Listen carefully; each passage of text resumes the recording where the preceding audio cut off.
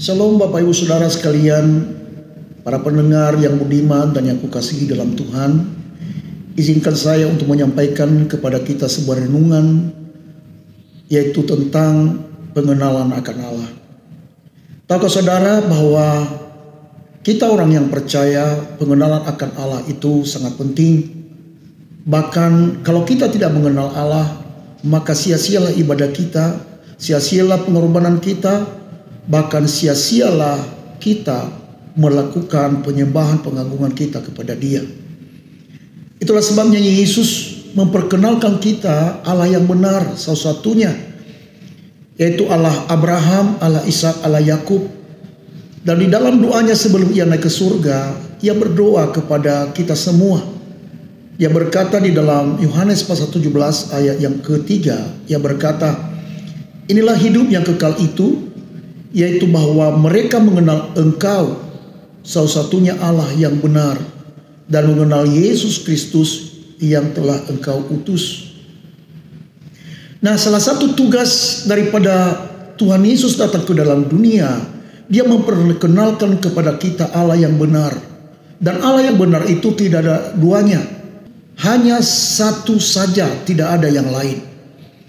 Itulah sebabnya di dalam kitab Perjanjian Lama, Ia berkata bahwa semua Allah bangsa-bangsa lain adalah berhala, tetapi hanya satu Allah yang benar, yaitu Allah yang menciptakan langit, bumi, serta isinya. Nah, Bapak Ibu Saudara, pengenalan kita akan Allah itu memang ada banyak macam cara yang memperkenalkan diri kepada kita. Saya teringat dengan tokoh Alkitab yang bernama Saulus waktu ia belum dinamakan Paulus atau Rasul Paulus. Pada waktu ia di perjalanan ke Damsyik untuk menganiaya orang-orang yang ada di jalan Tuhan, maka pada waktu itu Yesus datang dalam bentuk cahaya, lalu membutakan dan menyilaukan matanya. Lalu dalam kesilauan cahaya itu, Tuhan Yesus berkata, "Saulus, Saulus, mengapa engkau menganiaya aku?"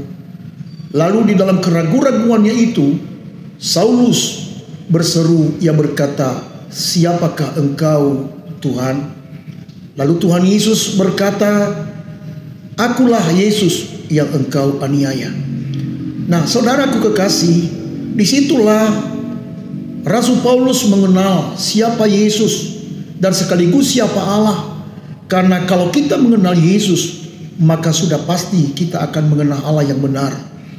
Karena Bapa, Anak, dan Roh Kudus adalah Allah Tritunggal, di mana kita mengenal Yesus, pasti kita sudah mengenal Bapa. Kalau kita mengenal Bapa, maka sudah pasti kita akan mengenal Yesus dan kita akan mengenal Roh Kudus, saudara. Nah, saudaraku kekasih dalam Tuhan, kita juga yang sekarang ini yang mungkin masih kita samar-samar tentang Allah yang kita sembah, maka hari ini pastikan dirimu mengenal Allah siapa yang engkau sembah, Allah mana yang engkau puja, Allah mana yang engkau beribadah kepadanya. Nah, kalau Bapak Ibu Saudara membuka hati dan menerima Yesus, mengenal Dia, pribadi Allah yang telah menjadi manusia, maka sesungguhnya engkau akan memiliki Bapa di surga. Karena firman Yesus yang berkata, "Barang siapa yang memiliki anak, ia memiliki Bapa." Maka penting sekali kita harus mengenal Allah kita melalui Yesus Kristus. Jadi kita nggak boleh ragu lagi untuk mengikuti Yesus. Mari kita ikuti teladannya.